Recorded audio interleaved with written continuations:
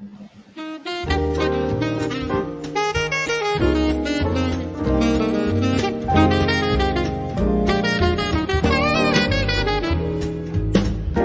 Portugal, there's a YouTube show full of fun facts you need to know. Carl rings the bell and the members show to the GMP morning show.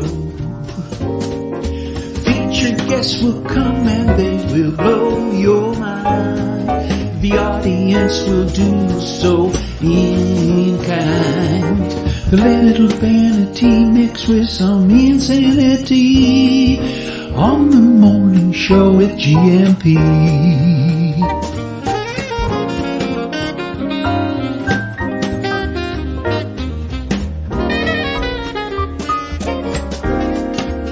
Hey, you gumpers.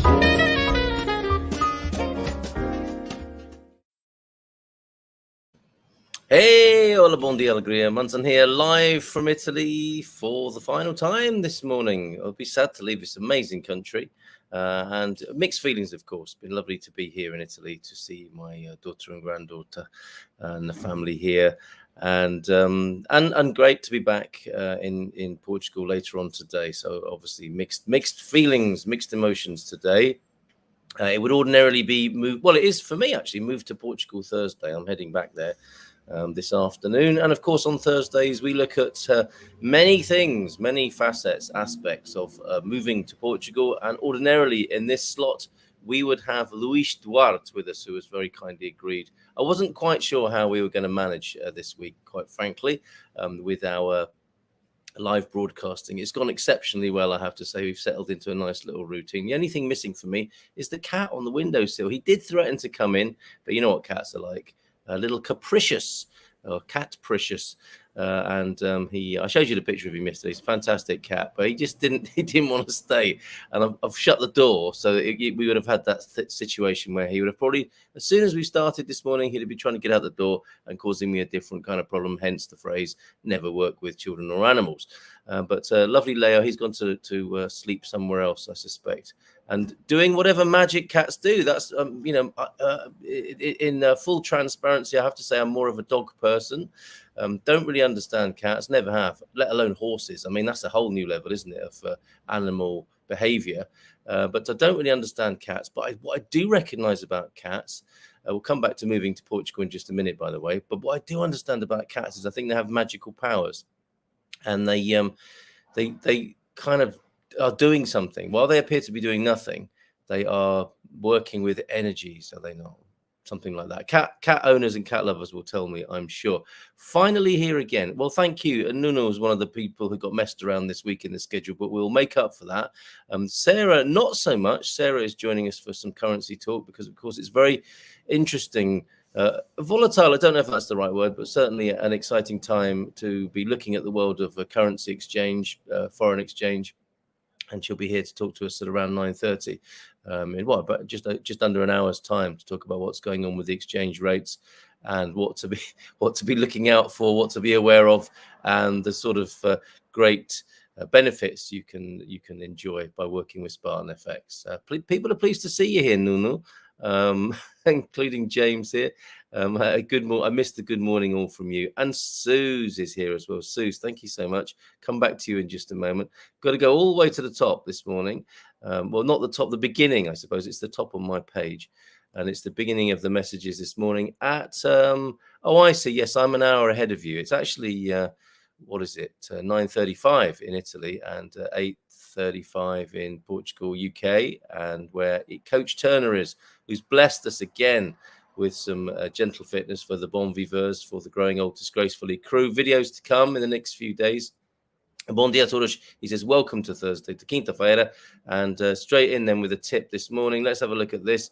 Standing facing a support, not the UK Prime Minister. Ooh, bit of politics squeezed in there. You thought it was about fitness, gentle fitness, but among the gentle fitness, some fierce backlash against the UK PM there. What a time to be in the United Kingdom, honestly. Pick up one knee towards your chest. Oh, some of this. then move it out to the side as far as possible. Oh, you see footballers doing this as a warm-up, don't you? And then back down, all in a continuous movement. And who doesn't like a continuous movement first thing in the morning? Not only that, if it hurts, stop. Go steady with these. Repeat up to 10 times with both legs, then reverse the movement. Oh, I say again, up to 10 times. Very helpful for all-round hip mobility. So there you go. Improve your hip mobility. Get your balls working in your sockets, and do that. So that's just in case you're thinking, what is it I'm meant to be doing? You stand facing a support. Could be a wall or a countertop, couldn't it? Could be a chair. Pick up one knee. I'd do it now with you if I didn't think I'd be pushing the computer over here. Pick up one knee towards your chest, then move it out to the side as far as possible, then back down. So in and down, maybe, all in a continuous movement. And yeah, it's a footballer's warm-up move, this, I'm sure. Reps of 10 there with both legs, not at the same time. Then reverse the movement again up to 10 times. Reverse the movement. How does he reverse? I think we need another video here, but I think you get the gist. Leg up, out, back in and down, reverse the movement, presumably change legs, I suspect, on that. Hopefully, there you go. We'll see you all tomorrow for the show. Well, hopefully so. I should be back in the regular studio tomorrow morning with Phil and with Ian. A bit of fitness for body, mind, and soul and spirit. So I'll sort out a video for this week's exercises later today if that would help. It certainly would, and appreciate you so much, Coach Turner, with your continuing contributions to the well-being of this community. Thank you so much. T-Duck then, who's not going to be able to be here for most of the show, got some important matters to attend to. But despite that, excellent and diligent support of the show. And I'll probably miss, Bondi Alegria Gumpers, he says, and then goes on to say, probably miss most of the show today. Have some important issues to take care of. Have a great day. But doesn't go without leaving a deep thought of the day. We'll come back to that because there are a few things that I don't want to forget about. I've got some lovely posers for you. First one, who is this? This is where I ate and had lunch yesterday, a fantastic place. But who was looking over me? Somebody who I'm said to look like. Which famous rocker is that? A question. I love these questions that come up on social media. Oh, this is still my favorite photo I've taken here in Italy. Look at that for a delicatessen, for a food store. Absolutely love that. You can smell that picture, can't you? And then on social media, love seeing these sorts of things. Going from Italian food to Portuguese food now on Move to Portugal Thursday. Oh, I'll give you the details, actually. Luis Duarte. I did begin by saying Luis Duarte from GIR, Global International Relocation, normally joins us in this slot. He's very graciously agreed to be rescheduled. And I will give you the details if you have been deprived of the opportunity to speak with a great company who can move you around the world, especially to Portugal. I'll give you the details. They are in our business directory at expatsportugal.com, but I'll give you the link on the screen. In fact, I'll do that now. So before I forget, I'll get distracted again.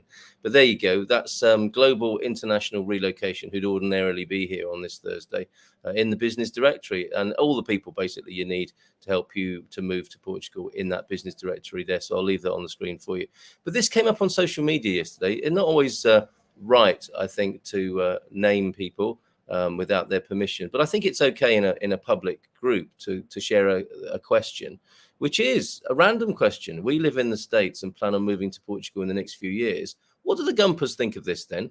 Considering how bad for you the food is here in the States, I guess that's a massive generalization, but we'll go with that for the time being. Have any expats found that losing weight is easier in Portugal since the food tends not to have so many additives?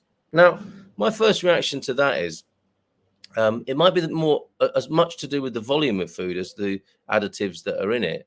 But have you found purer food, if we can make that assumption that that's what's being spoken about here? Have you found that it is easier to lose weight in Portugal?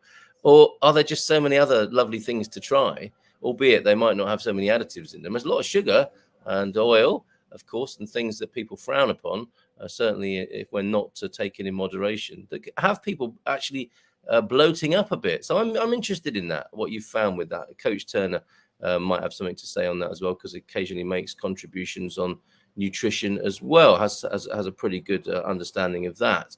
So what do you think of that then, folks? This morning is a bit of a question. And another one then, this is very much to do with my Italian travels. Here's a lovely street scene. This is, I was talking about the palette, wasn't I, of Bologna, the Bolognese palette here in this particular part of northern Italy. And you can see the colours, the yellows, the terracottas, very beautiful. And it was a very warm day yesterday. I had a lovely wander about town, really enjoyed it. And I'm coming across this street here, and you'll see a sign in front of you across the zebra crossing here. And this is how the Italians do their drop-off. As well as the uffizi comunali, you have a kiss and ride, which is the dropping off zone at the station. Isn't that beautiful? And I'm wondering this morning what you think would be the Portuguese equivalent of that. It would be the abraço zone, wouldn't it? Or the Beijinhos buffer or something like that. And what is it from your particular part of the world as well, with the kiss and ride here proudly turned into a sign in Italy? I'm thinking in Great Britain it would be awfully nice. It would be awfully nice of you to drop me off. I do wish you a very good day. Thank you. Farewell zone. Quite a big sign you'd need for the Brits to not be too affectionate, just respectfully distanced and dropping each other off at public transportation. So awfully glad. So awfully good of you to drop me off. Ciao. They might chuck in a ciao just to be a little bit cool and cosmopolitan.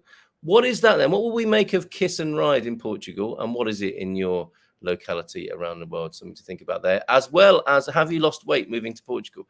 I don't think there's much chance of that if you move to Italy. Food has been so good here, enjoyable. These low-fat foods, I've got some foods to share with you. This is evaporated milk, as was sent to us by Suze, who's with us this morning. What time is it, Suze, for you? Evaporated milk, everybody. I tried to show you that on my phone yesterday, didn't I? But it's much better. I managed to get the images sorted out on this Apple device now, so I think that's hilarious. I don't think you're going to put on many pounds drinking that particular evaporated milk. Other foodstuffs spotted in Portugal. We've got Mel Gibson, which made me chortle as well. That's a Portuguese honey called Mel Gibson. I love that. Hilarious. I've not seen it in the shops, but I would buy it if I saw it. I can promise you that. A few other more memery this morning. Oh, if you talking and some other pictures of movements around Italy. We'll come back to your wonderful comments in just a moment. But have any of you seen two mermaids fighting? It's a bit like sort of Punch and Judy sort of joke, isn't it? I saw this. What was happening to this place? I saw a man and a woman having a fight. And then a policeman came along, and the man hit the policeman with a stick, and then the crocodile ran away with the sausages. What's becoming to us all? But here in Italy, the social temperature is mermaids fighting in the park. I think one of them seems to be holding the other one by the hair and threatening to bash her with something, maybe a conch shell of some sort. What do you think might be going on there then? Two mermaids fighting. It does just sound like a joke, doesn't it? Two mermaids fighting in a park. Where's my ba-dum-dum-tsh sound effect when I need it? Oh, okay, so I'll give you more of my out and about in Italy photos then. I did ask you who this rocker was here. Of course, it's Jimmy Page, who I have been ribbed about this. I'm told that I look like Jimmy Page. Probably more, not that picture, the later ones. And this was in a restaurant yesterday. This is a great place, which is bottega is my favorite word, I think, in Italy. A bottega is an establishment where you can eat and drink basically in some very convivial and lovely surroundings. This particular one, I can't remember the name of it. Forgive me, but anyone who's especially interested in coming to Bologna and wants it, I can find out for you. But suffice to say, there were pictures of Led Zeppelin all over the restaurant. This is Jimmy Page looking down on me and my daughter and granddaughter while we were eating yesterday. And it's a really very smart looking place. The Davis Cup tennis players are there at the moment. The Davis Cup tennis is across, I think, Hamburg, Glasgow, Bologna, and one other place. I think it's a pan-European event. But look at this. This place has taken... In the foreground, you can see a tortelloni broth, which is traditional for this area. Really good, homely broth. That was absolutely delicious. I had tortelloni in a ragu bolognese sauce. My daughter's here is a broth. I mean, this to me is like 1 ton soup. If Marco Polo may well have come back from China saying we need to make a kind of a pouch of something or other, meat pouches floating in soup. And this is the Italian equivalent of wonton soup, or vice versa. And you'll see here that it's served in cardboard and plastic, because despite the place being really swanky and lovely and upmarket, it also has this fast food element, presumably to get people moving and for convenience sake. That screen you see there is like a fast food style self-serve, and you order this delicious food, and it arrives. With one of that, you get a vibrator to alert you to where when your food is ready, and then you go and collect it. And you order it from a screen like that. What a superb place! What delicious food! And I think I had not a Peroni, the other one, not Beretti. I can't remember, the one that looks like it's got an Alpine gentleman on the cover. Some of you beer aficionados, so tried a different. Had a bit of a mixture actually. Some fizzy white and traditional Italian beer to go with my bolognese with tortelloni. It was really, really good. Okay, come back to a bit more memery in a little while, but that was one place I really wanted to tell you about. Bottega of I found a few for sure. Some of the great local bottegas here, and I love that word and all that it stands for. Okay, let me corny dad jokes. We'll be doing a few of these, won't we? That's how I roll. Get it? You see? That's a dad joke about dad jokes there. Superb. Thank you very much then, Coach Turner, for your input this morning. And bon dia, bonsoir to you, T-Duck, with your deep thought of the day now. We travel not to escape life. He's always on the money with these. We travel not to escape life. Hold on, let me just do this justice and read it properly. We travel not to escape life, but for life not to escape us. Isn't that beautiful? Anonymous, we don't know who said that. Somebody might. And if you said it, if you're listening, and I said that 10 years ago, and now you can claim it. I wonder if it's an official lost quote office where anonymous quotes wait to be claimed by their original owners. Oh, while we're doing famous quotes throughout the ages, are you aware of this ancient philosopher here? Moaz, by the way. This is not connected in any way to Moaz. This is Mediocrities, who apparently said, yeah, good enough. And I think he should be a lot more famous and celebrated and probably listened to than as much as any other great philosopher. Mediocrity's there. Yeah, good enough. Sometimes it just has to be, doesn't it? Don't let the excellent spoil the good. Punch and Judy originating in, well, I never. Isn't it great to have Penny here? Tuning in, I think, because of the Italian flavors, right, Penny? But Punch and Judy originated in Italy. The same themes of crocodiles running away with sausages. Is that a spoiler saying that? Maybe that is a Punch and Judy spoiler. Whoops. Forget I said that. Okay. Thank you for that, Penny. And I had no idea. That's fantastic. Somebody's shouting out Grandad this morning. Speak up, lad. So what's this? I got kicked out of a secret cooking society. I spilled the beans. Oh, fantastic. The world champion tongue twister was arrested. I heard he got a tough sentence, of course. And Moaz is in, but much earlier today, Moaz, I have to say. Bon dia, Carlos e a todos. And work in the room as well, saying hi to everybody. James is in too. Gumper Slug is here. Bon dia, Gumpers. Oh, while we're about it, Gumper Slug, I never, there are pictures. I'm only allowed to have 50 pictures stored on my my picture deck, as I refer to it, featuring the great Mel Gibson. One of my missions whilst I'm here in Italy is to find the Dr. Bayard, a lozenge, a notable lozenge here. As I say, there are things that I'm attached to, like meeting famous people around the place. But one that hasn't made the one that hasn't been cut. It's kind of made the cut. It hasn't been cut.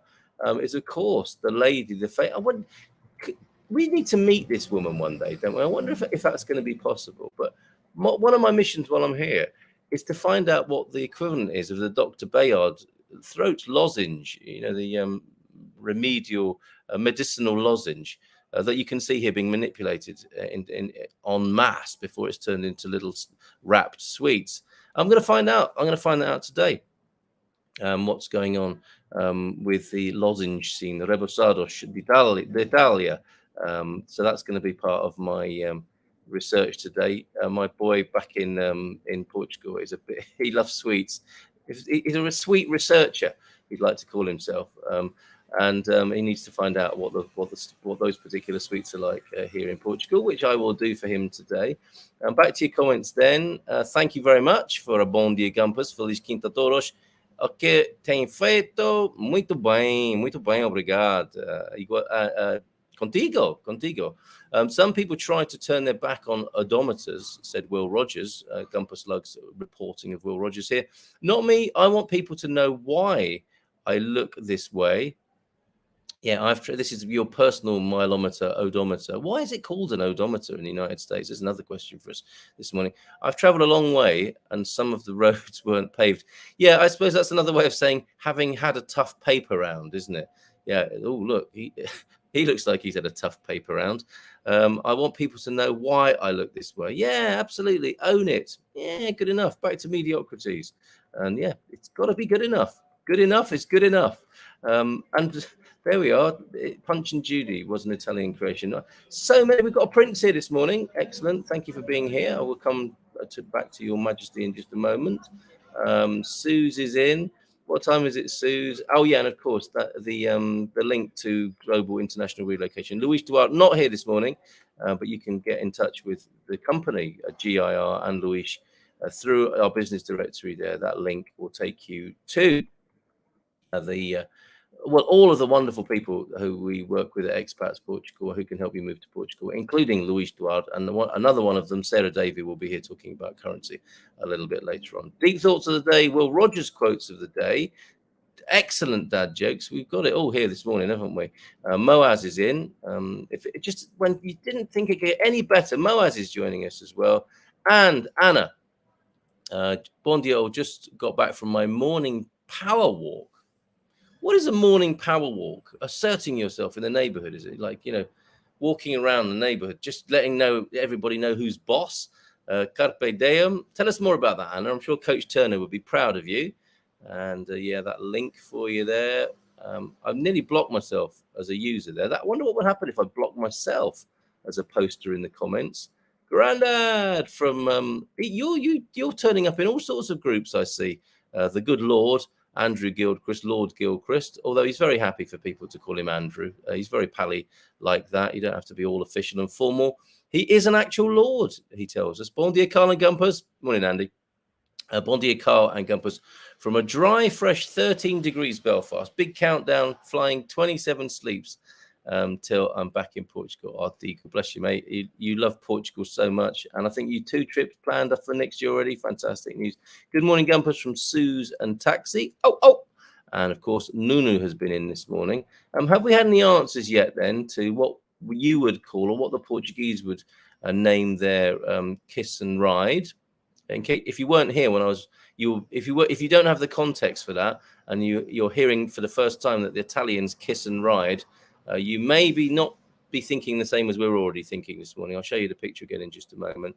And Penny, you have helped us this week with missing our gorgeous old Staffy Fergie. A strange time here in the UK. Yeah, so much going on. Of course, that would be the most difficult, traumatic thing for you. Losing a pet is horrible, Penny. So I'm glad we have been of some help, even if only a little bit. And yeah, you say a strange time there in the UK. Lots of love, hugs to everybody in the UK right now, of course. Can only imagine. I'm sort of displaced in a strange sort of way at the moment, in terms of where my head's at, globally. I still keep talking Portuguese to people in Italian shops. It's the strangest thing to just lose context like that. And then, I stay in touch with the UK news. And, it's a profound time, isn't it, in the United Kingdom at the moment. Okay, there was something I wanted to show you. Oh, yes, that's right. It was about the kiss and ride, wasn't it? And also that question that was being asked. Although I think I've actually got a dad joke here, a good one. Lots of shouting in the chat. Well done. Keep it up, everybody. And this was, I can't even remember where I got this, but thank you. If this was you, thank you very much for this. Ken Grigg wrote, well, okay, it's Ken. Ken's work here. I don't know how it came to me, but a man walks into a cake shop and asks the assistant the price of a lamington. Well, must be an American-based joke then. I don't know what a lamington is. Americans, please let us know what a lamington is. It sounds good. It sounds like it sounds like a shaver, doesn't it? Remington. I'm Victor Graham. I own Remington and Lamington. You see, I can do other American accents. $1 for the Lamington, the shop assistant replied. And he was told that the apple tart was also $1. In fact, all the cakes are $1, she said. So the customer chooses a cake and the assistant says, that's $2, please. Why? Asked the customer. Well, that's Madeira cake. And at that point, I really need my ba-dum-tsh. That's Madeira cake, everybody. Is that a cake or a meringue? No, you're quite right. That's giving rise to quite a few possible confectionery and baking related jokes there. Very good. I like that. That's superb. But that's not the one I wanted to show you. Getting distracted. Yeah, the two questions that are hanging in the air at the moment. Have you found it moving from the United States to Portugal better in terms of your weight, losing weight? I mean, some people have got a weight problem in as much as they're too light. There are individuals, of course, who could do with putting a little bit of weight on. So maybe Portugal's the place for them. What's your experience then of weight? I know that Coach Turner, as fit as he is, broke his own weighing scales, of course. So what's that been like for you? The random question. We live in the States and plan on moving to Portugal in the next few years. Considering how bad for you the food is here in the States, have any expats found that losing weight is easier in Portugal since the food tends not to have so many additives? You see, to me, that would be more a matter of toxicity and immunity suppression if you put toxic things in your body, rather than, I guess, of course, at some point that will affect your weight. But interesting. And the other question that I posed this morning was, here you can see a couple of street signs ahead of you as you enter this zebra crossing here. What they actually say is, as well as uffici comunali, the kiss and ride, where you can kiss your driver, jump out and catch the train. What would that be called in Portugal? What do you think that should be called in your part of the world? What would the Americans call that? What do the British call that? You know, for me, the British would say, thank you so much.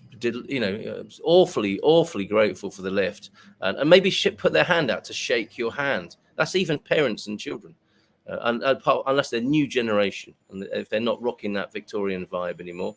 Lamington, that sounded British to me. Okay, so Lamington remains a mystery at the moment. Lots of lovely folks in this morning who we don't often see, but glad to have you nonetheless. Where y'all been? I wonder. Yeah, lots of great names here. Some I have never seen, some I don't see too often. We got to Anna, didn't we, and her power walk, and we got to Grandad and Deagle as well, and Suze and Nuno. Should we change Carl to Arvo? Carl, Avo. I think, yeah, I'm not a granny, am I? An Arvo, I'm an Avo. Avo, Carl, loved the pictures of it. Oh, Deagle, you're a great family man, and I'm sure. Well, there was a great resonance between us, I think, exchanging pictures as we do. Penny, yeah, we've helped you. Okay, so that's where we got, and I'm so glad to have heard we were in some way helpful to you, Penny. Miguel, Luis, Sousa Dias, here with an Allah for us as well. Over in the UK, is that right? And it's 11:30 in Dubai.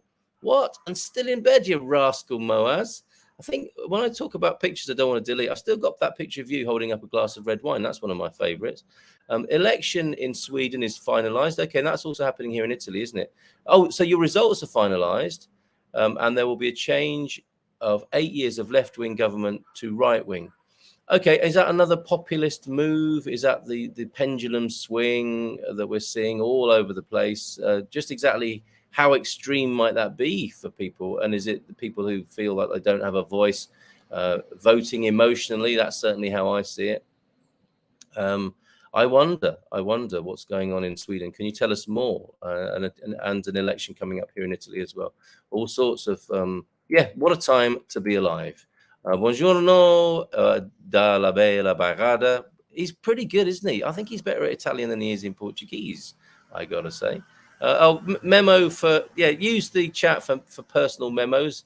Why not? Nuno, I need to call you. That's not going to. That doesn't mean to say he will, or that will ever happen. You know, we're all fairly easygoing here, aren't we? Just that just flashed through his mind. Excuse me, just a moment. Some Italian water. And chilled this morning because it is getting hot, and it's 27 on the streets of Bologna right now. The temperature in and out of the room, 27 degrees centigrade here in Bologna. So that's why I need to take a sip of water from time to time. Okay, so Prince Dumchukwu Ikawa. Good morning to you, Prince. Please, I need your contact too. Okay, well, Carl at expatsportugal.com. You're very welcome. What do you need, Prince? And Moaz, Carl, I'm glued to the TV, mostly CNN and BBC. Will you be careful with that, Moaz? Yesterday, we've seen an extraordinary procession, the likes of which none of us have seen in our life. Yeah, absolutely. It's extraordinary, is it not? What people say the Brits do best, you know, the pomp and pageantry and colour, circumstance, just the incredible the evocation of solemnity. I think that's fair to say in the United Kingdom at the moment, in London, of course, mainly. Yes, and people queuing up for 7 hours, 8 hours to just, not to just, sorry. I don't mean it in any disparaging sort of way, but an extraordinary show of faithfulness and faith and honor and respect for their monarch who has died and is laying in state, and people queuing up for hours. I think sometimes in quite challenging circumstances as well to file past the coffin. Extraordinary. So yeah, I'm sure that's very. It's hard to take your eyes off that, isn't it? When you see it on the screen, you know how it's been set up and what's going on. It's extraordinary, really is. And that within the context of everything else that's going on in the world, as portrayed to us at the moment. As a Portuguese man, says Miguel, I consider our food in general to be healthy. Okay, so we're going back to the question here about would people from the United States tend to lose weight coming to Portugal? Our food in general is considered healthier by Miguel, certainly. However, as Carl said, it is too general to say American food isn't good. There are many good foods in America. That's what I thought. You know, you can find it. There's a lot of processed food. It is the land of added value, is it not? To make of that what you will, this phrase added value. And processing is where the money's at, isn't it? So I would have thought, you know, the capitalistic food will be food that's been, well, I suppose it's interesting, isn't it? On the one end of the spectrum, you pay a lot for food that hasn't been processed and messed about, because that's normally what happens to food now. So your organic, pure food will have a premium on it so that it's been carefully grown and selected and brought to the market, and that has its own high value, doesn't it? And then value is put in, you know, you get what you pay for. So food scientists and manufacturers will be turning cheap raw ingredients and making them more expensive to the users by processing them in some way, making them more attractive or addictive or whatever it is they do. So lots going on in the United States food scene, and many ways of looking at it. And you know, we occasionally are forgiven for talking about generalizations. Gumper Slug James says, nope, not for me. If anything, I've gained a little then on this weight loss question, but that's more a result of eating more and exercising less, not to do with the quality. There you go. I'm not sure if that connection is the most obvious one to make between food quality and weight. I find the produce much fresher. And I think there's some truth in the idea that if you eat good food, you might eat less of it because your body isn't crying out for the things it's become accustomed and addicted to. And you know it can relax knowing that it's getting the right levels of nutrition. But that said, you know, getting the right levels of nutrition from food alone is quite a challenge these days, I think. But the best, thank you for that, James and Miguel. The best Mexican food in the world is in the southwest of the US, says Moaz. Why did you say that? Some American steaks are very well curated. Also, there are lots of cool exotic foods in the southeast of the United States as well, says Miguel. Thank you very much, everybody. Sue's a little bit later now. But I'm thinking it's getting on for 1 o'clock in the morning, just after 1 o'clock in the morning. Then for you, Susan, Canada, had a late afternoon nap, so awake after midnight. But you're a night owl as well, are you not, Suze? I think one of those creative types who like staying up into the early hours. Also very fresh fish in the northeast and northwest of the United States there. So Miguel knows a thing or two about American food there, I think. And James lost 10 pounds in 2 weeks in Italy from all the walking. And there you go. It's all about balance, isn't it? It's all about balance. You know, eat well, exercise well, live well. That's got to be the right package, isn't it? And that's why we make such a, well, not a big deal, but why we feel it's so important, and why it's so great that Coach Turner blesses us with the certainly with the exercise part. You know, think well, live well, eat well, drink well, walk well, exercise. You know, this is where we're at, isn't it? My condolences, Penny, from Sue's as well, and great job, James, from Miguel on your report on how you're doing weight-wise. James gained a little bit. Punch and Judy originated in Italy, we discovered this morning, and honey from Clarkson's farm is branded bee juice. Clever. You're never going to get anything from Clarkson, are you, without a little bit of a joke in there. Bon dia todos. What is he hiding? Raj says, bon dia todos. How are you doing, Raj? And Miguel, hi, Raj. And oh my Miguel, namaskar. Okay, namaskaram, namaste. We were talking about all those greetings, weren't we, yesterday, that you could use as a hello and a goodbye. British use of homely cracks me up. I know what you mean, but here homely means ugly or unattractive. We say homey for code. Did I say homely? What was I talking about with homely? That's used as a description of a woman, a homely girl. So that wouldn't be such a, oh my goodness, you could get yourself in so much trouble in the United States.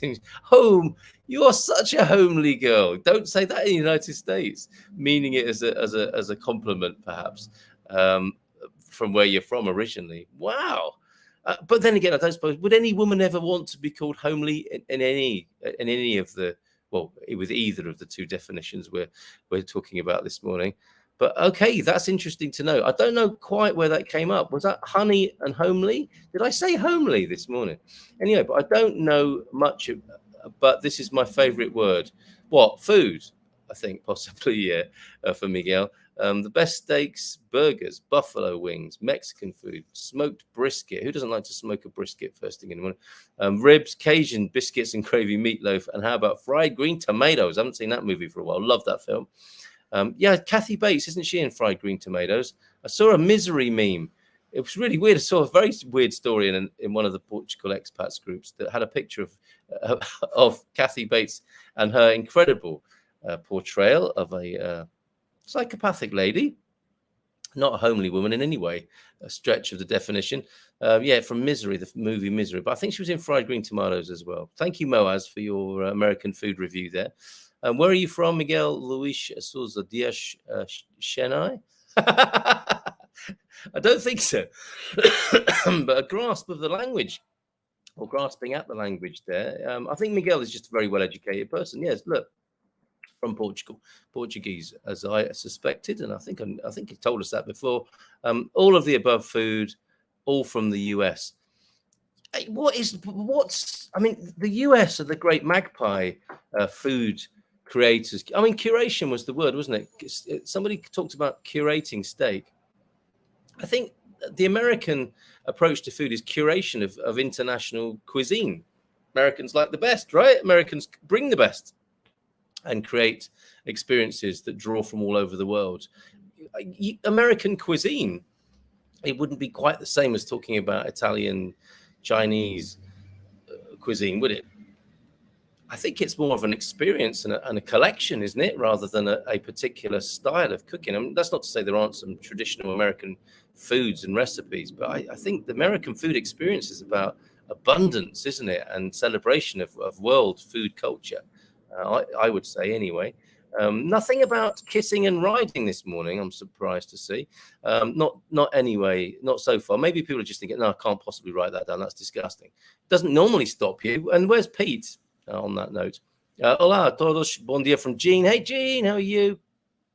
And how's it going, Jean? When are we going to see you again? But I only understood that from context, Raj, there. I think a bit of linguistic exercise there this morning. Carl, you're in a new setting from before. I am broadcasting live from Italy, Amelie, this morning. And how are you doing? How are you settling in Portugal? Let us know. Is there anything we can do for you? And what's this? Do you speak another language to introduce? Do you speak Konkani? Socrates was an Athenian. See, I told you he was well educated. He was considered a foreigner in that time. Okay, all right. Thank you very much. Thanks, Miguel. I'm Raji from South India. Lived in Gujarat and Mumbai and Singapore resident for 16 years, but now retired in Faro. Eu quero aprender português. There you go. Very good. And Gary Austin. Now, thank you, Gary. Before we talk with Sarah Davey this morning about currency from around 1:30 I've got a lovely poem. Forgive me, I need to read it from my phone from Gary Austin, who's asking me, tell us what you like most, dislike about Italy compared to Portugal. Oh, Gary, that's putting me on the spot, isn't it? Walking around Bologna is a lot like walking around Lisbon in terms of heat and the richness of experience. Something around the corner, something surprises, great food, great drink, friendly people here are very friendly. And it seems to me, and it's so difficult, isn't it, not to drift into stereotypes, but the cliches, the stereotypes are often there for a reason. There is a little grain of truth in some of them, and the things that we've known and said and are said about Italian people as in stylish, that's true. There is, with a twist, I've got to say. So I think Italians are very chic, although that's a French word, isn't it? But very style oriented, visual. It's a visual culture, isn't it? A visual feast, certainly walking around Bologna. And people are well dressed. And if they're not conventionally well dressed, they're very expressive in their clothing. So people here, it's a visual delight, which is, and more so the case here, I'm noticing in Bologna than I would, generally speaking, in Portugal. Somebody said yesterday, the Latin connection, the Latin consciousness, vibration. I feel very at home here, which is not to say I feel like I'm in UK. Portugal is home, and I feel it's like a home from home being here. And maybe that's why I speak Portuguese when I enter a shop here. I mean, it's out of habit, but it doesn't. I'm not like in Hong Kong or Singapore where I've been, where I remember it being really different. Or, I'm not in Tokyo, where obviously you wouldn't go into a shop and speak Portuguese.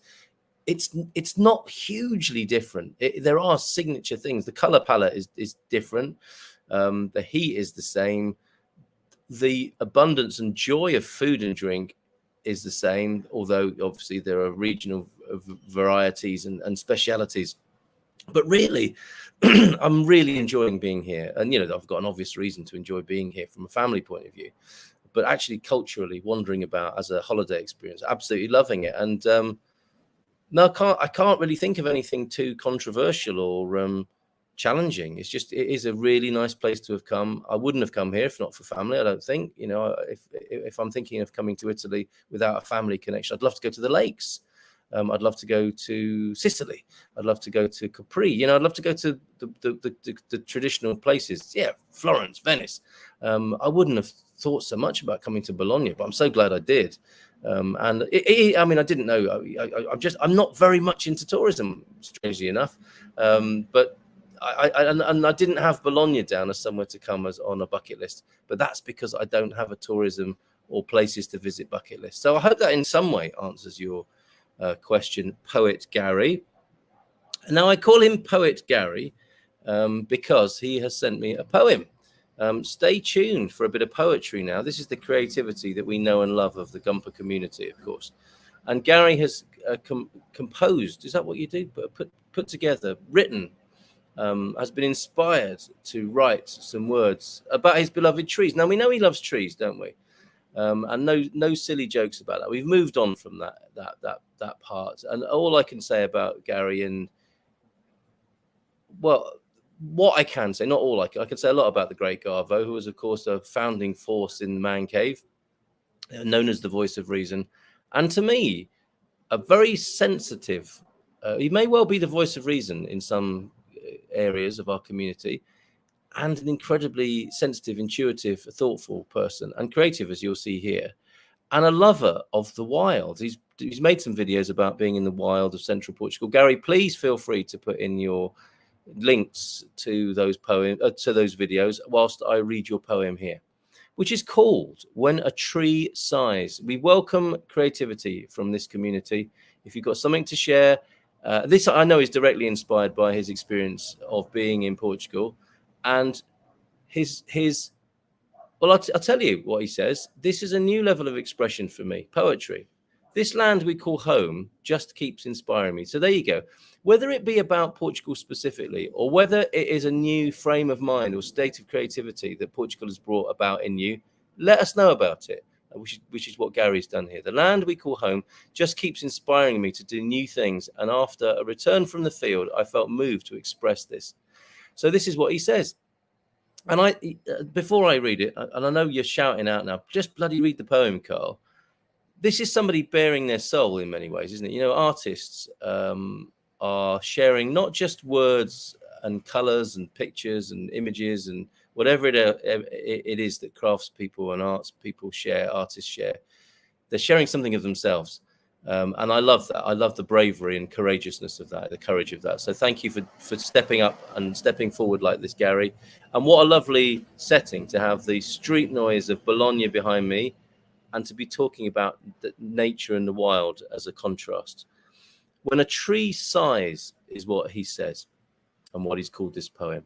I've walked weeks and I'll give a sigh when a billion...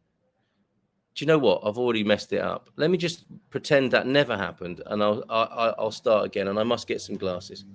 I've waited weeks, and I'll give a sigh when a billion pearls of raindrops start to fall down from the sky. I catch these refreshing gifts that quench my thirst. I feel like I've waited forever to be rid of the dust and the dirt. Indeed, I've been here so many times before, as I wait to see the green grass and the smell of the forest I truly adore. I look to the place where my brothers waited in turn. They seemed so solid, brave but helpless, as all around them was seared and burned. No longer will they grow the branches that rustle or sway. Now they stand in an eerie type of silence, dressed in black suits on a carpet of grey. Life can seem harsh and full of risks, the uncertainty of today or tomorrow, and all those we lovingly miss. So here I will stand, as I always have done, patiently watching and waiting for the return of the beautiful sun. Then I remember I have many important things to do, to help to bring life to this planet that we live on. But how long I can do this surely depends on you. Well, and the siren in the city here, the emergency that I think Gary is referring to, that's the tree speaking, and with those words. And feel free to post the text in the chat, please, Gary. That is When a Tree Sighs by Gary Austin, from the first person voice of a tree, and taking in what's happened recently with the forest fires and the importance. Best time to grow a tree 100 years ago, second best time today. And the conditions are perfect. I saw this on social media. You know, the ground is wet. It's a good time to plant trees in Portugal. So if you can, why not consider doing that today? Okay, Gary, thank you so much for that. Really appreciate that, mate. Feel free, as I say, to put the text in the chat, and thank you very much for your question there this morning. Thank you for being here this morning. Andy, it goes on to say, how are you doing, Tubbs? Is that, hopefully that's a term of endearment in Birmingham. Connie's in, bon dia from a wet guy. I was doing some work but listening to Carl with one ear. Don't call me Carl with one ear. Am I like the Van Gogh of broadcasting, listening to Carl with one ear? I know that's not what you mean. And Sue said that. We might have something else for our merchandise range here, thanks to Suze, who was saying, I've been missing you all. So glad you're away meeting the new grandbaby in Italia. catching up on YouTube and Facebook. Nice to see your ears, she says to me. But 2 of them, Connie, they rest so flat against your head, which I think is some sort of Canadian compliment. Born that way or years of headphones? Yeah, I was like King Charles possibly before, wasn't I? Until after years of wearing headphones. If it's the latter, I can imagine some folks wearing them to improve their ear shape. So the new range of Gumper ear flatteners will be available from the merchandise range very soon. I'm Northern Portuguese, says Miguel, with partial Spanish ancestry and minimal German ancestry, like 3% as well. What does 3% of Germanic ancestry bring to the party, I wonder? What would you, what are the various parts of you, how would you describe kiss and ride in Portuguese, German, and Spanish, I wonder? Oh, Pete is here. I don't know if you responded earlier on. Man cave greetings, I think, to all there. And I like those cool languages, says Miguel. You're amazing, Miguel. Thanks for being here this morning. Jess, hello to all from Jess this morning. And what's this? Always got to read Pete's before I read them out. I think I've never heard Andy say this is a local shop for local people. We'll have none of your Brummy type here. They're pals. Don't worry, everybody. I can talk. My other name. I can talk. My other name is Ten Bellies. So it's not gone so well for Gary then as a weight loss. There's not going to be the Portuguese book of weight loss coming from the Austin. He's going to stick to poetry, I think. A full belly of beautiful words, perhaps, I think, to come from Garvo. So that didn't work for you then, the pure food helping you lose weight, Garvo. Love your poem, mate. Thank you so much for that. And being brave and courageous enough to share it in the way that you have. My favorite Indian language is Sanskrit, although Tamil is very cool. Sanskrit is ancient, isn't it? Satchitananda to you, which is different to up and under. Miguel, good to know from Raj. Isn't it amazing? This is what I love when I see Gumpers chatting together about their, where they're from and what they're about. And okay, maybe just twice, says Pete as well. What's that? Tamil is the most ancient of India. No, I am here sometimes before. Yeah, Miguel, does pop in from time to time and educates us in this way. So I don't think we know what a lamington is yet. We were talking about Madeira cakes earlier on. Sanskrit is very tough and a basis for many languages like Malayalam and Telugu. Wow. What? Gee, we never know what we're going to be talking about, do we? We've got a rough idea, but then these wonderful little tangents come in. Carl, something in common. I mixing Korean while beginning to practice Portuguese. Oh, well done. Can we have an example, please? A lamington as a British cake, then maybe a bit like the Madeira cake. I mean, that's very popular in UK. Battenberg, it sounds German, but it's very popular in Britain. Madeira, obviously a Portuguese connection, very popular in Britain. Lamington, I've not heard of. Great, Emily, keep practicing. But we want to hear, an example of Korean and Portuguese mashup, if you will. That water is as welcome as a cold beer this morning, I can tell you. What's this, Pete? I can always... so the beer drinking approach to losing weight, I don't know if that's going to work, Pete. Carl, according to Wikipedia, lamington is an Australian sponge cake. Lamington. Yeah, give us a slice of the lamington. That sounds about right, doesn't it? Hello. From Raquel as well this morning. Hi, Raquel. Homely, odometer, lamington, power walk, the diversity of the English language. Yeah, you're very welcome to say this. What'd you do this morning? Well, I was just doing a few chores around the house, listening to that weird English guy who does the Portuguese program. And the words homely, odometer, lamington, and power walk came up, really. And your friend looks at you and thinks, I'll give that a miss, I think. American kiss and ride sign would be pick up and drop off only. Yeah. I mean, that's not romantic, is it? That's like, blowing a whistle and tapping on the bonnet with a baton. Move on. Sign makers in the US are apparently a grumpy lot. Yeah, it's straight to the point, right? Okay, well, thank you for the first of those then. Pick up and drop off only. Move it, buddy. There's another one of my American accents coming out.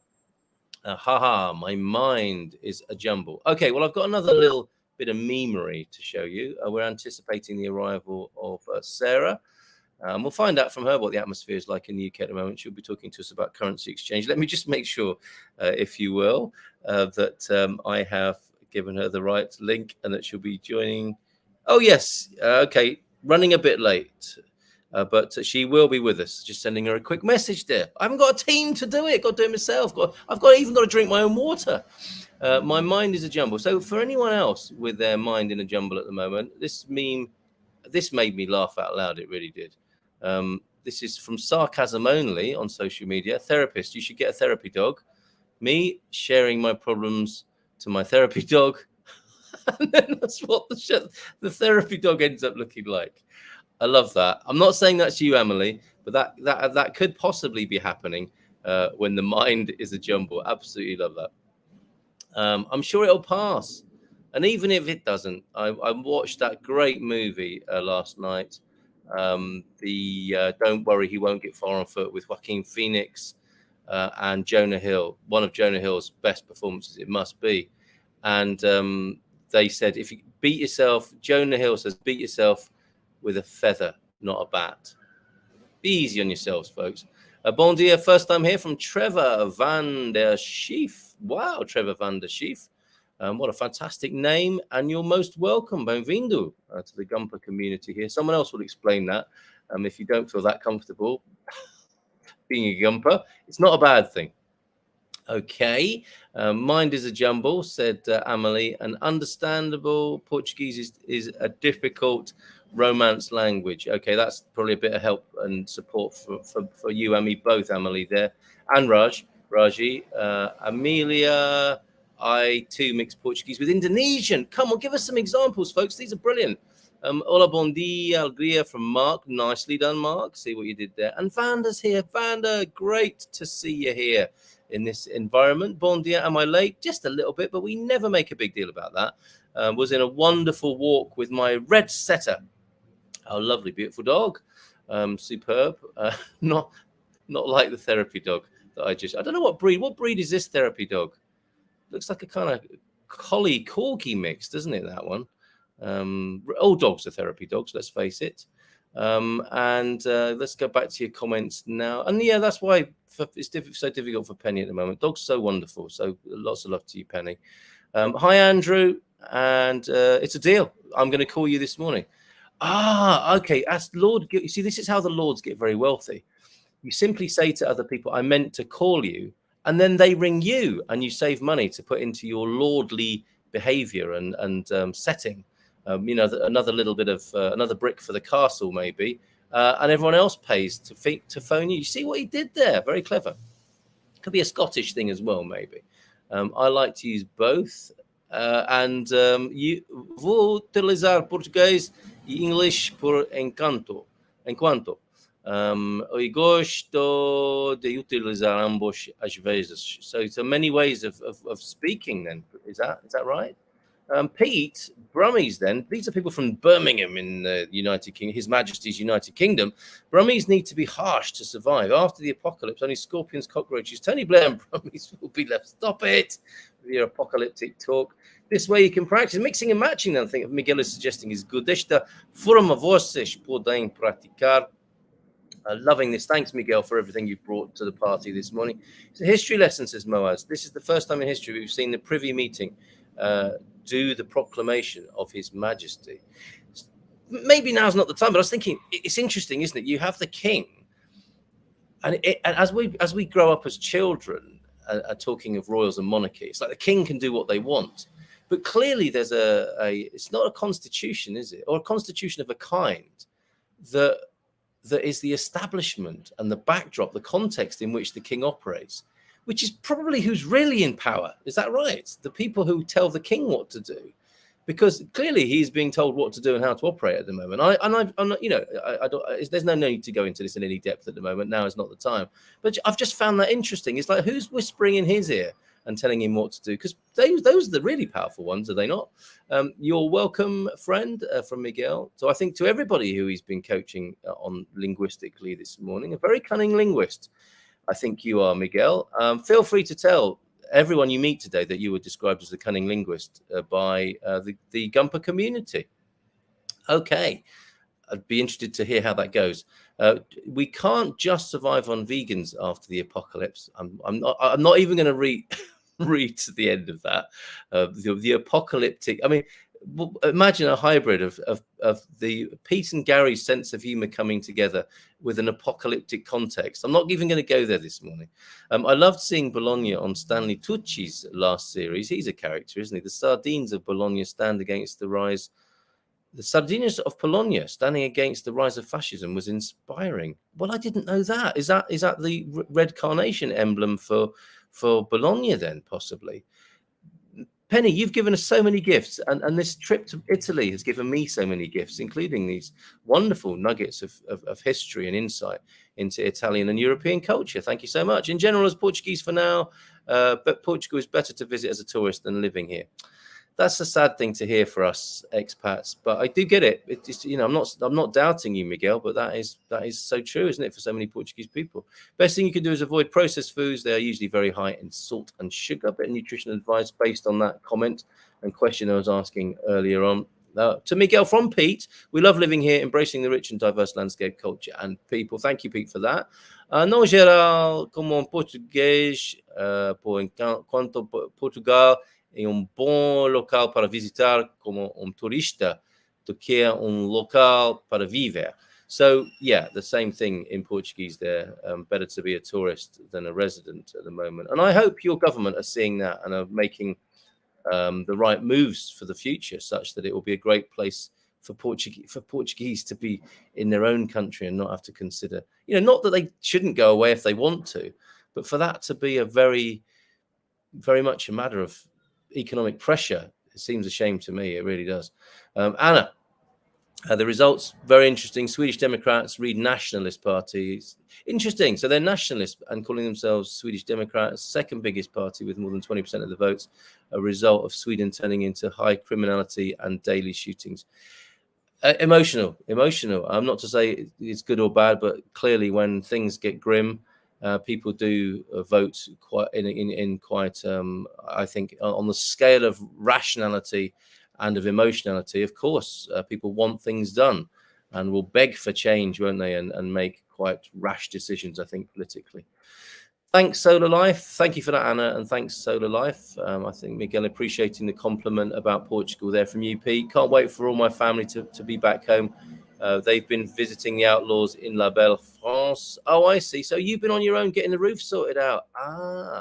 Morning, Andy. I'm just trying to be truthful, friend. Portugal is still a good place to live, but it's gotten very expensive. Yeah, no question. I'm not no beef with you whatsoever, Miguel. I'm just really addressing the poignancy of that, really.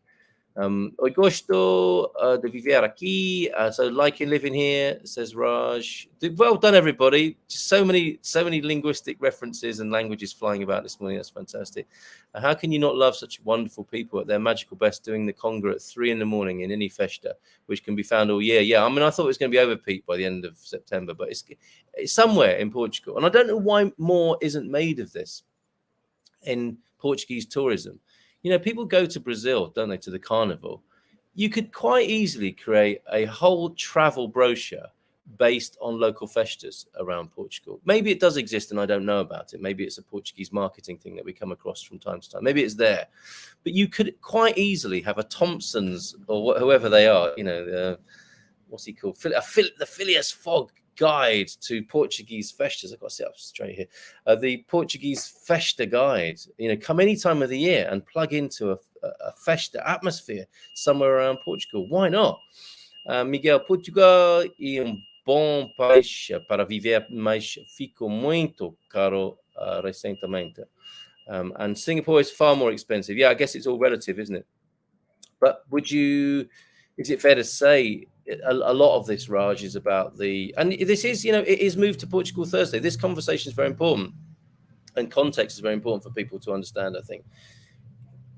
The ratio of wages to cost of living is an important consideration here, isn't it? Americans would appear in the world scheme of things to earn big money and then have big money to again, generalizations. But then, relatively speaking, when coming to Europe, think, wow, everything is so, I don't like the use of the word cheap, but it's much better value for them in terms of their bang for buck. And that's the deal. I mean, do people, again, it would have to be generalizations, but do people earn more in Singapore? and therefore are able better to cope with a higher cost of living. I think that is the case for the for Americans mostly. Obviously, there are a lot of people struggling in America at the moment as well, as there are all over the world, because of the ratio of cost of living and how much money they are able to earn. I love Portugal, but I have to say this so other people can understand that Portugal is not as cheap as it was before. Yeah, and you know that, Miguel, that people still think it's incredibly good value. Even with prices going up as much as they have in the last 5 or 10 years. All my travel and camping has created a shift in me. Not drinking, eating less and healthier, and not watching TV. Just lost interest. Weight loss is positive. Need to go do God Squad exercise. Ah, there you go. Well done. Singapore is a bit overcrowded as well. Also helps to increase prices there. You said the food in an Italian restaurant was homely. Ah, okay. All right, fair enough. I'm sure I did. And I meant that in the best possible way. It wasn't ugly or boring in any way. No campo a vida está cheia de pessoas maravilhosas. Well done, Pete. Talking Portuguese back to Miguel there. Nice one. Concordo. Solar Life Portugal, Miguel, agreeing with you there. So I understood what you said, which is great. Had the best beefsteak dinner I've ever had on a trip to the Passadicos de Paiva the other year, going on again on Sunday. The Porto Expat meetup on Monday. Thank you for that, Andy. Where is Passadicos de Paiva? We need to know about that, don't we? And you're going to meet Hank and Connie by the sound of it. Government keeps food court prices and public transport reasonable and on time.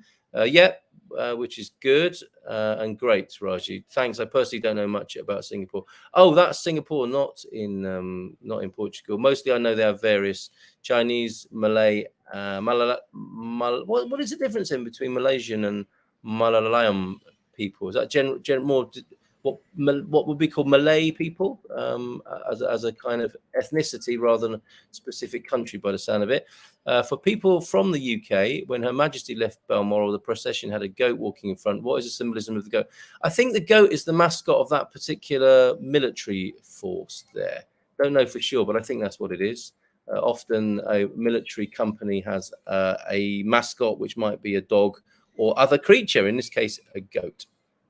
Aha, you're right. Chinese 80%, rest Eurasians, Indian and Malaysians. There you go. Yeah, cool. Very interesting place, Singapore. If you're watching, anyone from Expats Singapore, I know we have people who have moved here from Singapore, including Raji here. American cuisine is all about intensive excess. More is better. It has created some fantastic trope, but has also led people fantastic tripe, but has also led to people using cheap processed food to make things large and cheap. Yeah, fantastic dishes, says Country Bear. Yeah, large and cheap, fantastic dishes. True. As you're surrounded, says Pete, by beautiful churches in Bologna, what do you think of the head of the Church of... not something I would want to comment right now, Pete, basically. That's quite a tortuous connection, though.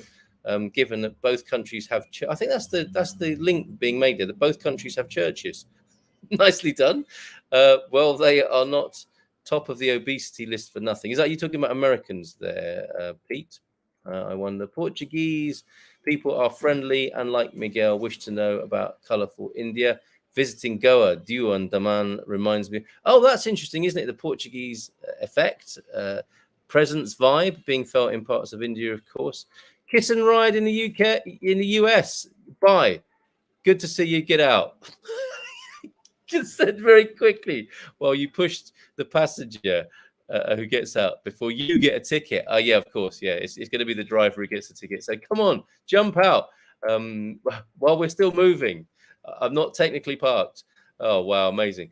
There is a high quality artisanal food products in the US, but mostly people don't have the budget to eat that kind of food. Yeah, cost of living again. Goa is fantastically Portuguese, says Pete. So odd to be celebrating Christmas in India. And Carl, the font is small on my computer. That's why my posts are missing words and I make mistakes. Same here. The Gumper, it's going to be a Gumper thing. Don't worry about it. I'll do my best to decode any typos or make comic material from them. You know I will, Moaz.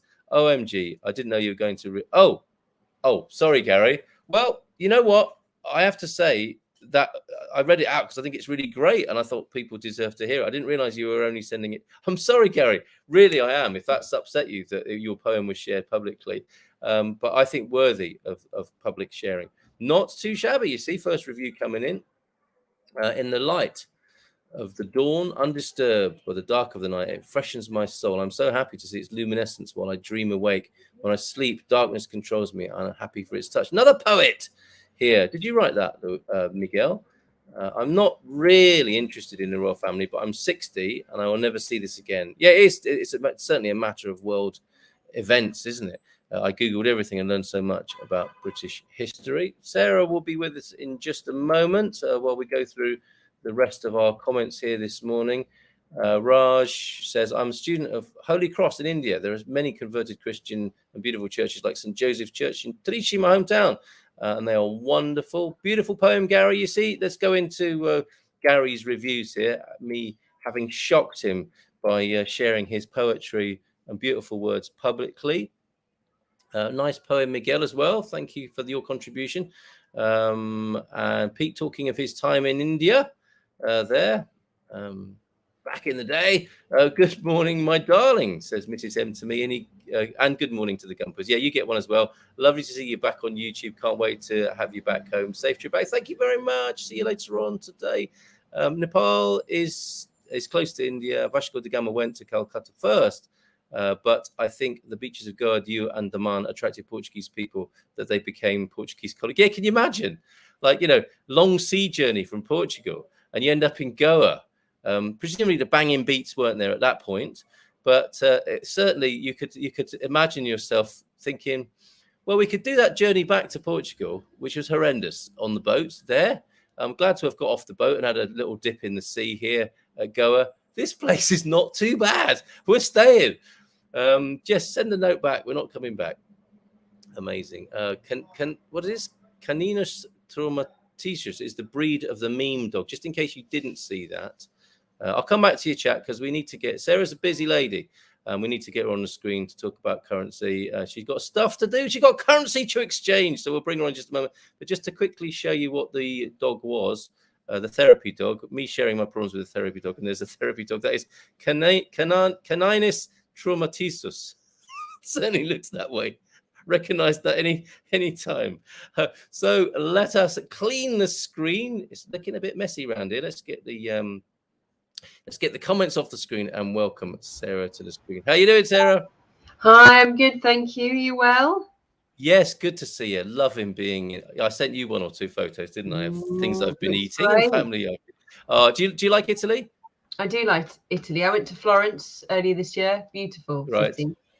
Yeah, what a country. What wonderful people as well. Fantastic. Love being here. How's the lira doing at the moment? Only joking. Some people remember the lira. We went on holiday and there was loads of different currencies in Europe, but distant memory, I'm afraid.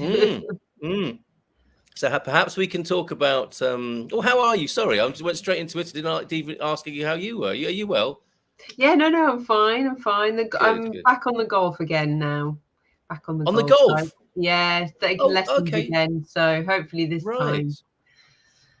Is that quite? I mean, I know in the Algarve it's quite popular. Is that popular in northern Portugal? Golf? There are courses. Yeah, there is the Royal Obidos, actually, which is, I think, the nearest and best course to me. So I think people will be very glad for you to come over with your clubs and talk currency on the golf courses of Portugal. How about that as an idea? I think Sarah's frozen up from my end. Sorry, she froze a little bit there. Yeah. I thought you were just listening intently. No, I was just saying that people would be very happy for you to bring your clubs over and do a little tour and talk to them about currency on the great courses of Portugal. Yeah, definitely. Okay. Get a few more lessons. Oh, okay. Oh, I say. So, what's your handicap at the moment? Have you put any cards in, or are you beginner? Well, complete beginner. So. Okay. Although last night at my lesson, it was like a group lesson. They were trying to encourage me to join this competition that's happening maybe next month. And I'm like, ooh, but maybe that's the push I need just to get out there. Could be. So any golf tips this morning for Sarah? Gratefully received in the chat. And I'll keep an eye on those. what is happening in the heady world of currency, Sarah?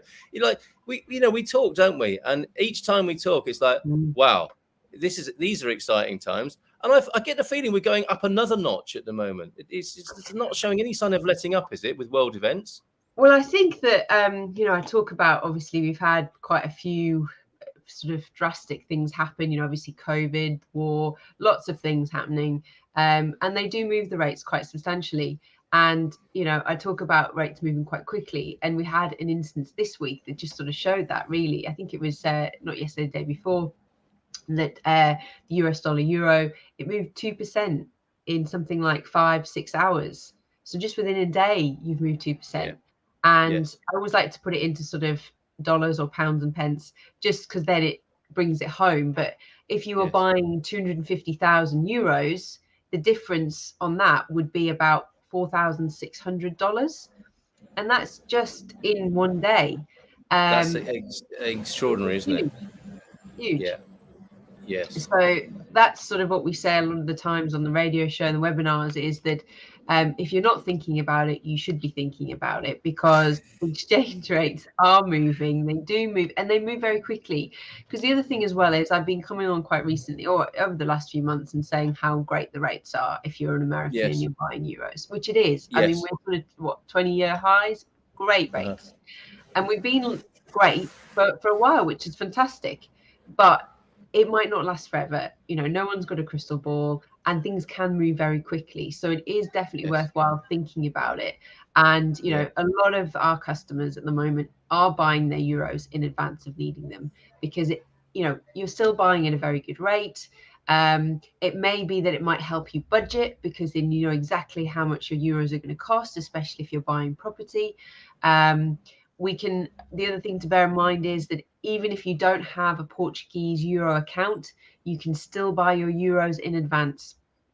We can hold your money free of charge on account for you until you need it. So that's another way of being able to take advantage of that rate if you want to do it at the moment. We've got some people that are maybe just topping up their account. They're buying maybe a small amount or half of what they need, just to sort of spread that risk.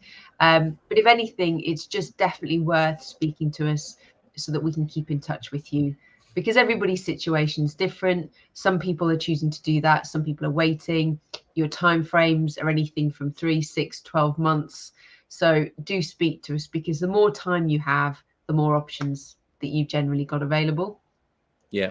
And it's not a heavy process by any means, as I understand it. Working with you can get a free account, and people create very.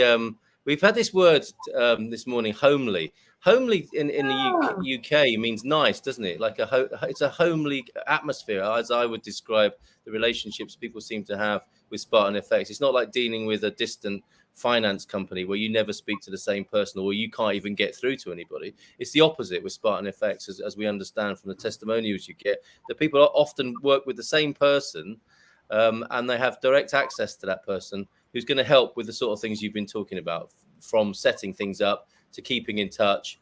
And is there, we came up with a name for this therapy dog.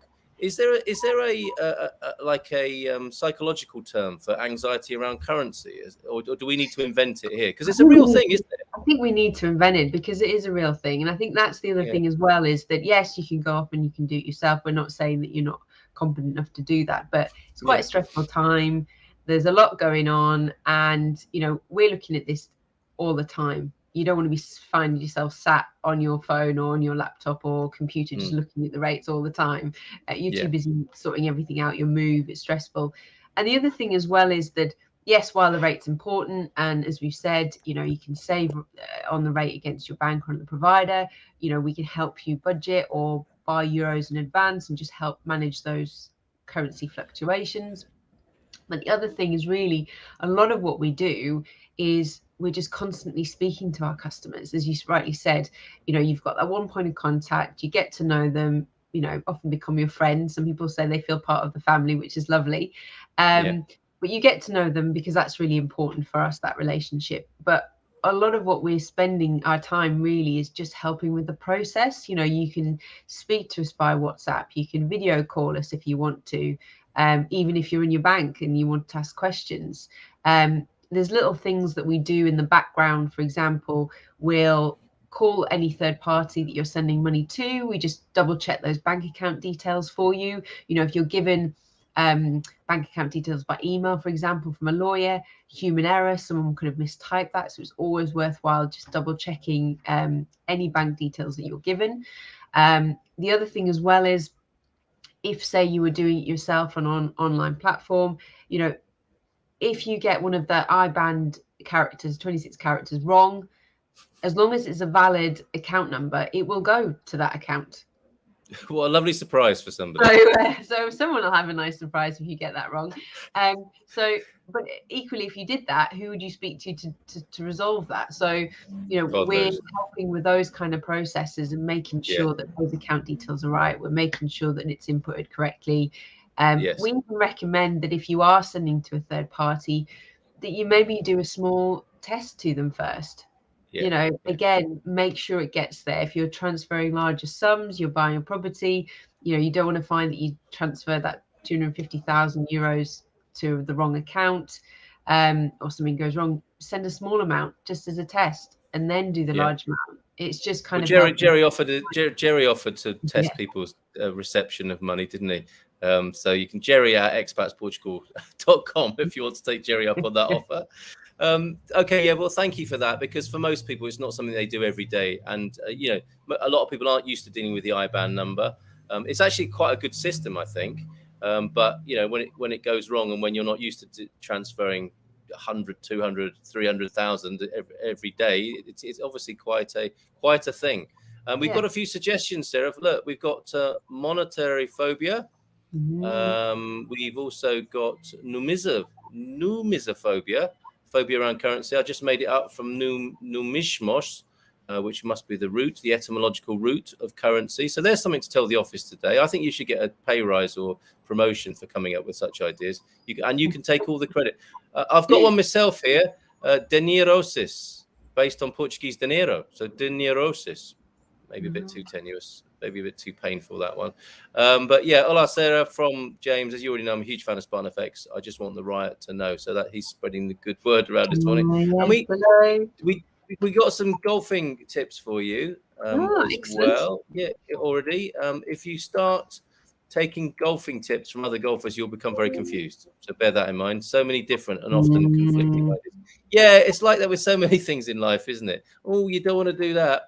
And often coming from 35 handicap golfers, not pros as well. Yeah, so stick to the expert. That's a great point, actually, because again, it's just like what we do. It's like what you do at Expats Portugal. You know, obviously, it is beneficial listening to others that have done it and achieve what you want to achieve.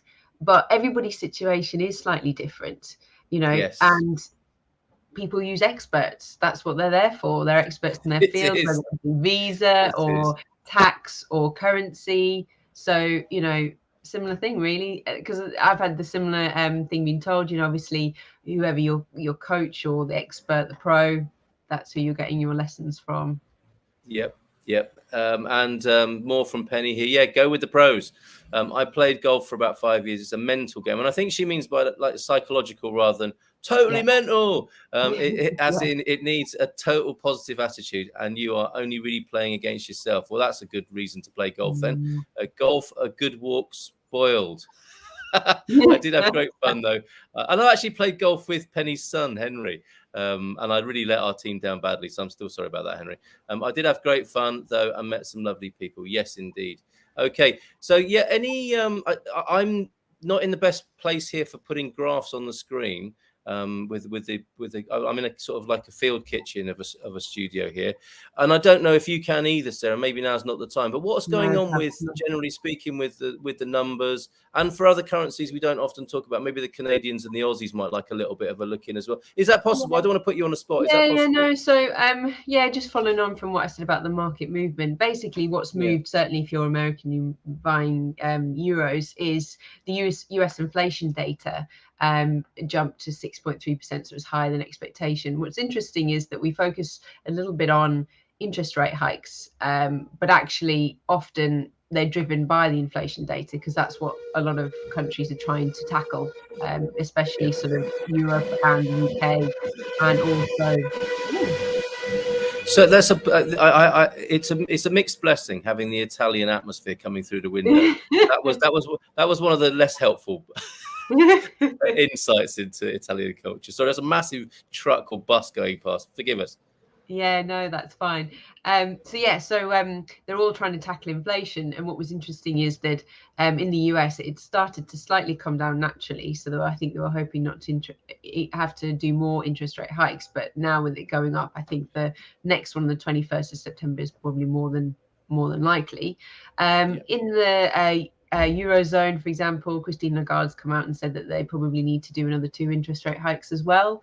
That hopefully that's what she's hoping will push it to neutral, which would be really positive for the euro. So there's a lot that can happen, really. US dollar, euros, even obviously if you're buying it with sterling or Aussie dollars, the thing to bear in mind is that we're talking about potential currency interventions. So ones like the US dollar, it is very strong, which is great for you, but they don't want it strong because it's impacting exports. So in the past, the government has intervened, Fed's intervened and weakened the currency. So that could still happen. Obviously, we're talking about recessions, certainly UK and the Eurozone as well, and also the Ukraine-Russian war. So what's really hit Europe is obviously the gas taps being turned off.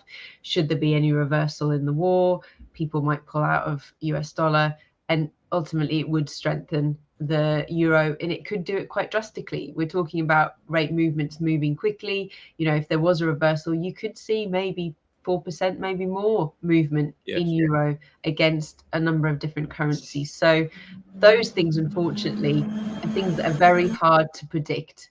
And a lot unknown, whereas data can often be forecasted. So once we know inflation data, then we sort of forecast what we think is going to happen, whether they're going to raise interest rates and things like that. Again, similar to Aussie dollar and Canadian dollar, they've been very, very, very good, very strong.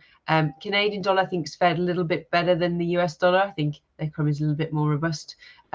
Similar sort of story, really. Good times to be buying your euros, but again, we're just watching out for things that could move the market quite quickly for you. And I think you've detailed most of them this morning. Is there anything else that people need to be aware of in world events as they watch this? Well, interestingly, last week I was kindly on one of the webinars that you did, the buying a property over the internet, and that was with Anna from Savvy Cat. And one of the things and Thomas was there as well. I struggled to pronounce, unfortunately, his company's name. You could probably do a better job of it. Rehabilitaggio, yeah. And we were talking, and one of the questions we were talking obviously about house prices rising, and they've been rising from probably 2021. They've been rising sort of slightly every quarter. So house prices in Lisbon are rising. Obviously, it depends on where you're buying. Obviously places like Lisbon are probably rising faster than sort of more rural areas, but on average it is rising. And a few people were asking, should they wait to buy property in the next 6 to 12 months, or should they be buying it now? I imagine it's very similar to our industry. No one can tell you what to do. You've got to make those decisions yourself. But I think what was interesting at the moment is that in Q1 of this year, the house prices had gone up 12.9% on average year on year. And in that time period, so that 3-month time period, the exchange rates had improved 4%. So while it's not completely negated the house price increase, it's obviously helped to reduce that. And now from the beginning of the year, we're 12% different. It's actually better now, certainly if you're buying, selling American dollars and buying euros, the currency now is 12% better than it was at the beginning of the year. So in some cases, actually, the currency at the moment is helping you sort of negate a little bit of those house increases. We haven't actually got the data for Q2, and then obviously Q3 will be coming out. So they may, obviously prices still increasing, but what we're saying is going forward, if house prices continue to rise, and we see any reversal in the currency, that actually even if house prices increase by another 4, 5, even 12%, but then the exchange rate reverses and then it's more expensive by 3 or 4%, all of a sudden the house price increase is actually probably more than double because of exchange rate movements. It's not just factoring in a lot of people saying, oh, is house prices increasing? Yes, but what is the currency doing? That's the thing to bear in mind, because a lot of you are buying with your home currency. You do need to make an exchange. It's not like buying in UK or America or Australia. You know, usually you're given the price of the property and that's the price you pay. I mean, yes, you've got the extra fees of surveys or lawyer fees, that sort of thing, but generally it's the price. Whereas now you are given a price, now you work it out how much that's costing you in sterling or Australian dollars or Canadian dollars or American dollars, but usually completion can be 6 to 12 weeks or possibly longer. And that's a long time in currency. Exactly. So what's happening? What's going to happen with the rate? So again, you know, there is some people think, right, I'm happy to wait, but then there's others, if you're on maybe a tighter budget, that's really worthwhile thinking about fixing the rate or buying your euros, because then you can control those prices, the cost of that. Which you can do with Spartan, of course. There's the link. Thank you very much, Sarah, for tolerating my globetrotting this week. Really appreciate it. No, that's fine. I think we're all just jealous. That's not my intention, but yeah, I can understand why, but it was never my intention. Get in touch via the business directory. All the experts that Sarah was talking about can be found in business directory, and of course Spartan FX can be found there, and you can open up a free account and create a relationship with the company so that when you need them, they're there rather than a panic. There are a lot of moving parts, as Sarah was alluding to there. Obviously, when moving to a new country, so many things to consider, and it's useful to just get as many things in place as possible, and probably your currency exchange account is one of those things to get in place, and rather than panic later on in the process. Sarah, have a great day in the UK. You have obviously a rather somber atmosphere in the UK at the moment. How is it? Yes, it was. I went to Windsor earlier this week on the evening. The weather was terrible. I picked the wrong day, but actually it was quite fitting because it felt really sort of somber mood, but it was a little bit quieter, I think, because of that. But so I went and laid flowers, and it was such an overwhelming smell of flowers, because there was just I'd turn the corner, it just sort of hits you, the wall of because there's just so many flowers, and people are put down flowers and lots of things. And I went with my friend whose son, who is 6, and he'd drawn a picture, and he'd drawn the Queen and just said, I will miss you. And it was just quite sweet. I don't know if really children kind of fully realize what's going on, but a lot of them are leaving sort of pictures and things like that, which I think is quite sweet. Amazing. These are strange times. I don't think any of us really know what's going on at the moment, do we? But there are certain things you can put in place and be a part of a community and do our best. It's a very, very fascinating time. And of course, lots of love to everybody in the UK. A very, very challenging and difficult time. And thank you for being here this morning, Sarah. No, that's fine. I think what the positive we take away is everyone's coming together, which is quite nice. Yeah.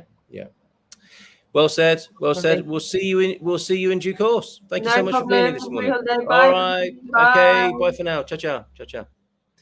And who doesn't like to come together first thing in the morning? Fantastic stuff there from Sarah of Spartan FX. Miguel's had to go. And thank you for your golfing tips. Just a few more comments then before we go this morning. I know we're after time, but we've had a lot to say, I think, for ourselves here. Moaz coming onto my show, saying that he's my wife's biggest fan, and then she responds by trying to get a bit of a steer on content, I think. Thank you, my lovely. She says to Moaz, I haven't done much recently, but about to release a lot of stuff in production. What would you like to see more of? Be my guest, you two. Stephen's here. Bon dia from Stephen earlier on this morning. People that beg for change rarely like the chance they get.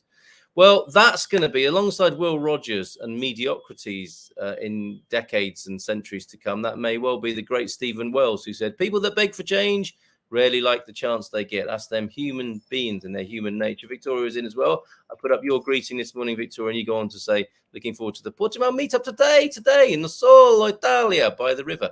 Well, that's very appropriate. Well done. Inexpensive is a good replacement for cheap. Yeah, thank you for that. We don't like to be thought of as cheap in Portugal or Italy or anywhere, do we really? UK has become very expensive too, no question. What's this from Raji? Bye, nice to be here. Thanks, Carl, for this opportunity. It's a pleasure. Homely in British means home-like. Homely in American means kind of ugly, not very appealing to look at. Usually a person, oh, how sad. How sad is that? I was gobsmacked, says Suze, the first few times hearing Brits describe houses as homely on House Hunters International. But sure, their tone told me they meant something else. That's fantastic. You learn something every day, hopefully. Just Googled the white goat. Can you imagine if you'd have said that 40 years ago, Moaz? I've just Googled a white goat. You'd have probably been arrested, I suspect.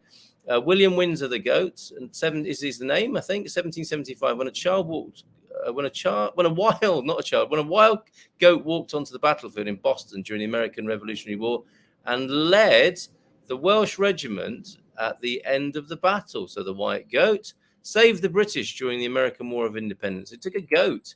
I was Googling everything while watching the whole thing. And I think you've had a very moving time with this. So thank you, Cindy. Good morning to you. Erin's this morning, so in and out. Who doesn't like to be in and out first thing in the morning? Remember to fondle that like button. And I think a memory of, what did we have? Philomena giggling last week about a translation of fondling a like button. We're sticking with it. If you start, oh yes, golf tips. Thank you very much for those, and thank you, Penny, for another insight from you this time about golf as well. Much appreciated. And we've got patophobia. That's fear of ducks, isn't it? That's not fear of exchange. And monetary phobia. That's excellent advice. I do that. I always transfer a small amount first, and people think I'm crazy. No, it's a good thing to do. Canadian paper money comes in different colours like euros, but are uniform in size. Find that easier. €5 notes are so small. Was afraid of losing them. Drew's in with a bon dia. I thought it was from Australia. Hello, mate. Good morning. Nice to see you. Sardines of Bologna, known as the sardines against Salvini. It started as, so it's not to do with food. It is Sardinistas. It started as a flash mob in Piazza Maggiore of Bologna. They aimed for 6,000 people, but got 15,000 crammed into the square. Bologna. Yes, I definitely get a socialistic political high vibe here in Bologna, Penny. Definitely, no question about that. I should have spoken to the doc from here. He'd have given me a fisting for that, wouldn't he? Queen Elizabeth's face has been reproduced much more than anyone else's because of all the currencies she's on, both on coin and paper, and will not run out anytime soon. King Charles, cash coming soon. Maybe he'll just take it straight to Bitcoin. Great. The quote that gets remembered is a typo. The change they get. So what did I read out? Did I get the basic gist of it? I think it worked both ways, didn't it? And who doesn't like to be worked both ways first thing in the morning, Stephen? Thank you very much for giving me the opportunity to say that as well. A great gathering of Gumpers again this morning. Thank you so much. I'll be in the traditional, such as it is traditional, couple of years, studio tomorrow. Actually, that studio, we've been there probably maybe a year now. And I look forward to talking to you from there tomorrow. And I'll be missing Italy for sure. And this setting that you see behind me, where the lovely cat was sat on the window, Leo, and a wonderful shaft of sunlight. Who doesn't like a shaft first thing in the morning? When you're in Italy, going to go and enjoy a cappuccino now, and wish you a very good day. Sent a WhatsApp poster as a Riverwalk and Porto meetup. Thank you. I'll feature those properly tomorrow, where I hope to be in the company of Ian at the very least, who says he's going to be here tomorrow, and Phil. Well, have we found Phil? Where's Phil? What's Phil up to? Enjoying himself, no doubt, in some part of Europe, having a great time in his camper van. Maybe he'll be able to join us tomorrow. I certainly hope so. With fitness for mind, body, and spirit, and a few more laughs tomorrow. I think I did all the memery this morning. We had Mel Gibson, didn't we? Portuguese honey, Mel Gibson, and we had Madeira cake. And of course, we had that wonderful therapy dog, which I think I'm going to leave with you this morning. Oh, we had fighting mermaids as well. We didn't get to the bottom of that. Maybe we shouldn't. But I will see you tomorrow morning. Thank you for your contributions on this. The lovely Italian sign. I'm going to leave that with you today, the kiss and ride. So I thank you and love you, and we'll see you tomorrow from live from Portugal. You take great care, and I will do my best to not only show you another view of some Italian food, but also find the intro as well and play it. So, ciao, ciao. Yes, it works on so many levels this morning.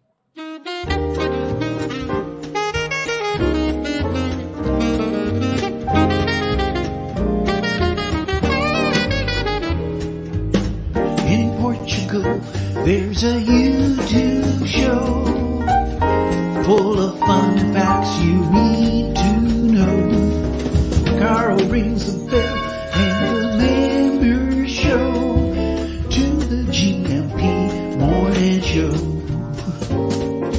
Featured guests will come and they will blow your mind. The audience will do so in kind. The little vanity mixed with some insanity on the morning show with GMP.